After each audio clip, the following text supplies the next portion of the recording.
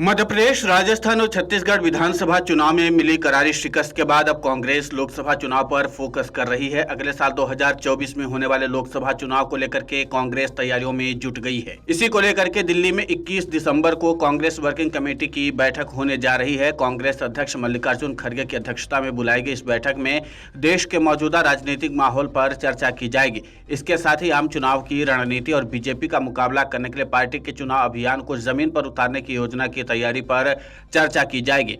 कांग्रेस कार्य समिति की यह बैठक 19 दिसंबर को इंडिया गठबंधन की बैठक के 2 दिन बाद की जाएगी।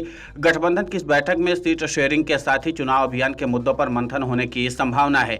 सीडब्ल्यूसी की बैठक में कांग्रेस नेता राहुल गांधी द्वारा बेरोजगारी और महंगाई को मुख्य मुद्दा बना करके अगले साल निकाली जाने वाली यात्रा पर चर्चा हो सकती है। कांग्रेस पार्टी फिलहाल इस यात्रा के स्वरूप को लेकर के विचार कर रही है। जल्द ही इस पर आखिरी निर्णय लिया जाएगा।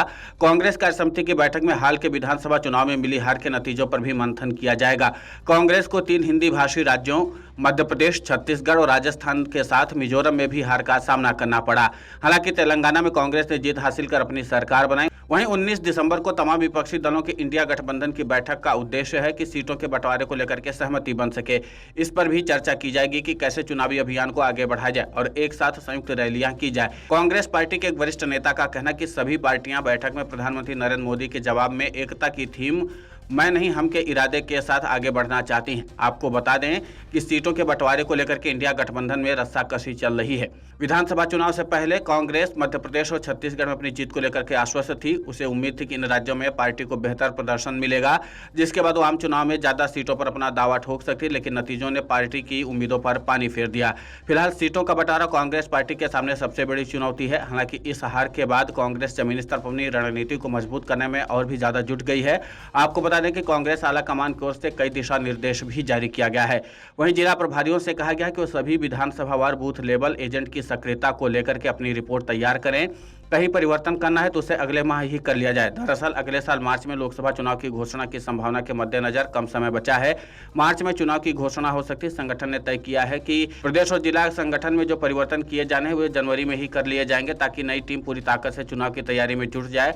उधर जिला प्रभारियों से बूथ लेवल के एजेंट की सक्रियता को लेकर के भी रिपोर्ट मांगी गई है। दरअसल विधानसभा चुनाव के बाद हुई समीक्षा बैठक में बात सामने आई थी कि बूथ लेवल एजेंटों का सहयोग प्राप्त नहीं हुआ है, जबकि पहली बार पार्टी ने 62,000 से अधिक बूथ लेवल एजेंट नियुक्त किए थे। प्रदेश संगठन ने यह भी तय किया है कि विधानसभावार चुनाव परिणाम को लेकर के जो रिपोर्ट तैयार की जा रही है उसमें बूथ, सेक्टर, मंडलम समितियों की रिपोर्ट को भी सम्मिलित किया जाएगा।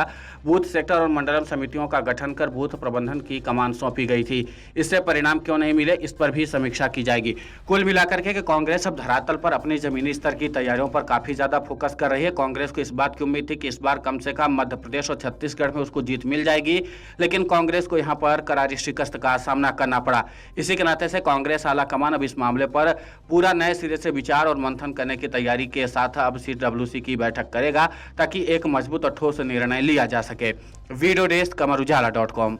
अगर आप ये वीडियो YouTube पर देख रहे हैं तो हमारे चैनल को सब्सक्राइब करें और बेल आइकन को दबाना ना भूलें। अगर आप Facebook पर ये वीडियो देख रहे हैं तो हमारे पेज को लाइक करें।